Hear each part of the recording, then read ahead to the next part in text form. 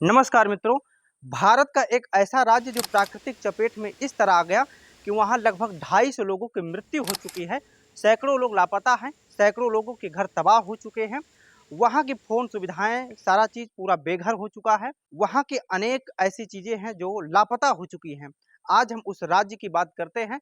ऐसा क्यों हुआ, यह भी इस वीडियो में हम जानेंगे।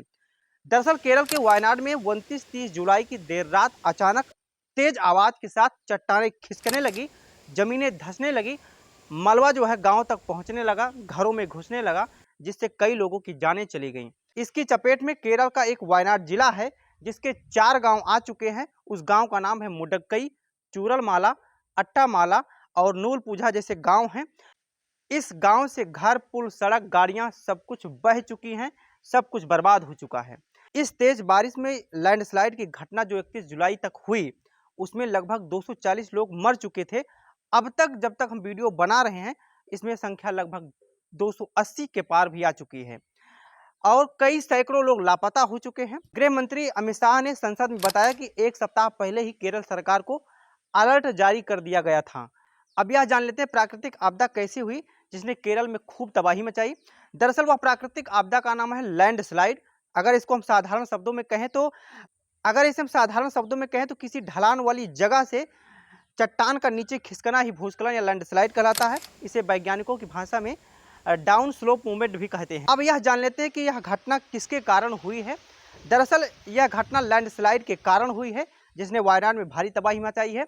अगर लैंडस्लाइड को हम साधारण शब्दों में हम जाने तो किसी ढलान वाली ऐसी जगह जहां चट्टान का नीचे सरकना होता है, उसी को हम लैंडस्लाइड कहते हैं।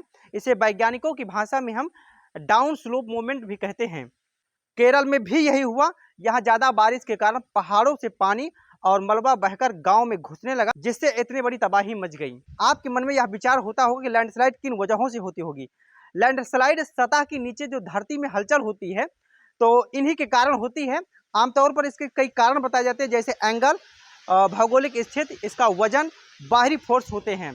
वायनाड में लैंडस्लाइड की घटना अचानक हुई, लेकिन इसके संकेत पहले से मिलने लगे थे। गृह मंत्री अमित शाह ने बताया कि एक सप्ताह पहले केरल सरकार को अलर्ट कर दिया गया था।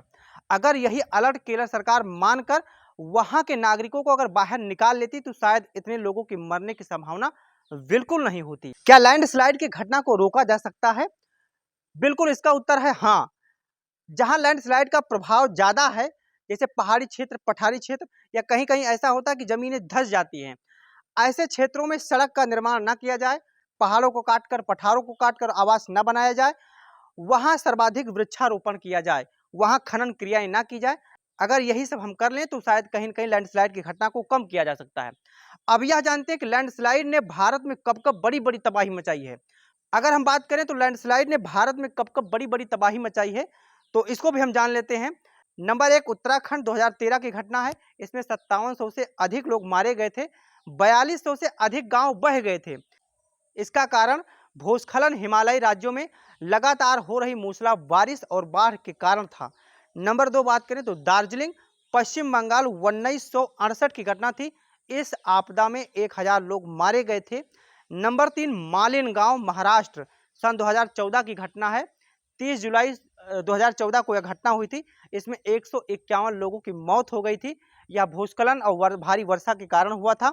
नंबर 4 बात करें गुवाहाटी, असम, 1948 में इसमें पूरा का पूरा गांव समाहित हो गया था, जिसमें 500 से अधिक लोग मारे गए थे। ऐसी ही घटना वायनाड में हुई है, जिसमें प्राकृतिक क्षेत्रों को अगर मानव दोहन करेगा तो इसका परिणाम कितना भयंकर होगा, वायनाड से सीख सकते हैं।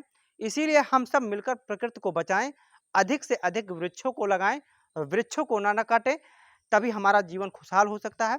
इस वीडियो में बस इतना ही। मिलते हैं अगले वीडियो में। नमस्कार मित्रों।